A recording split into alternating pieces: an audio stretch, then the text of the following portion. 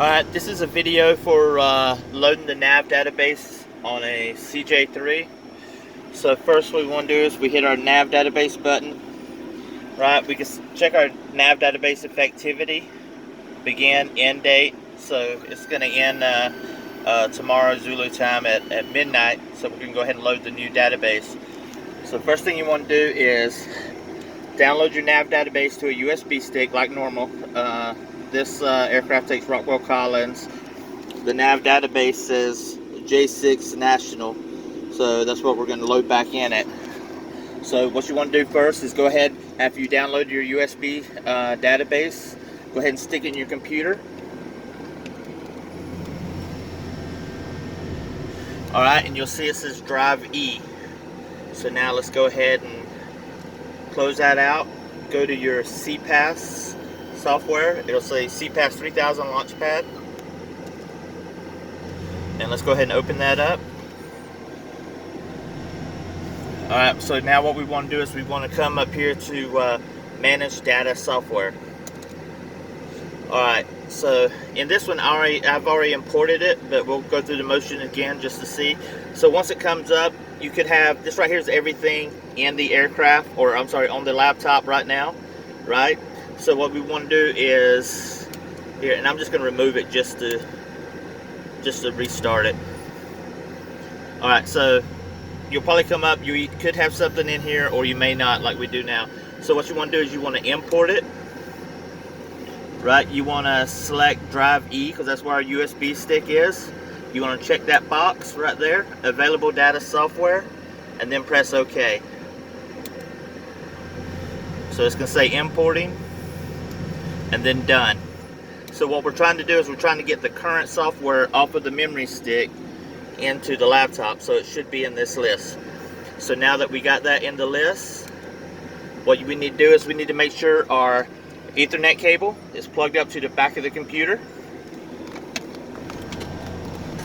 At the bottom of the pedestal is an Ethernet port that we plug into.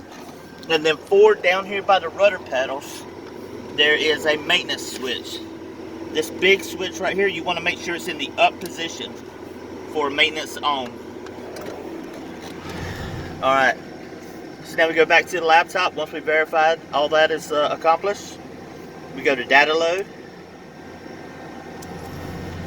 And it'll take a second for it to come up.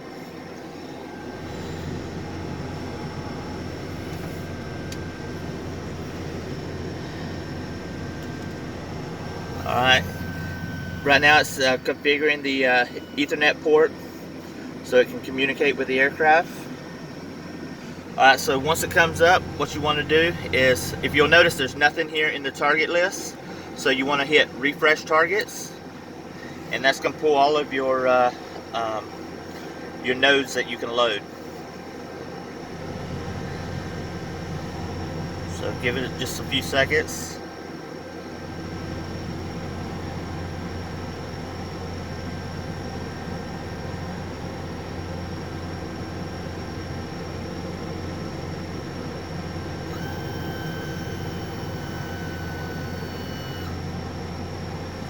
Still waiting. Alright, so now that that's gone away, now if you look in your list, what we want to do is we want to scroll down to FMC1, because that's our FMS, and it's going to give us our list of available software, and this is our CJ3 National that expires 9 October 2019. We want to select that one, and then we want to begin load. So now if we look up here at our FMS, remote data transfer, waiting data, you're writing data to FMS. So it's going to go through that. You'll check it, you can see all the files that are being written, sent successfully, and it's going to give you a overall progress bar. So what I'm going to do is I'm just going to pause it for now. When it gets closer to being done, we'll restart the video.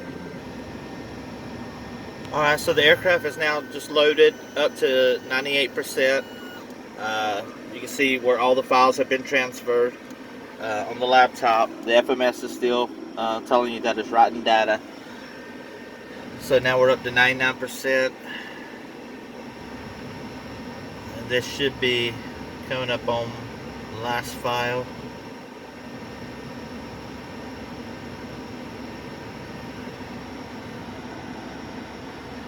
Alright, now we look at our FMS. Our FMS is going to boot back up. And there's our new database in the secondary database position. So it did load. And here's our current database. So, and if we change it over to the active position, it changes over on our MFD. So that'll be good for after midnight, whenever database expires. So right now we're still current with this one. We're just going to leave that one current and make sure that changes back. Puts our database button back off and MFD returns to normal. So now what we want to do is we can go ahead and exit out of CPAS. So just hit your exit button.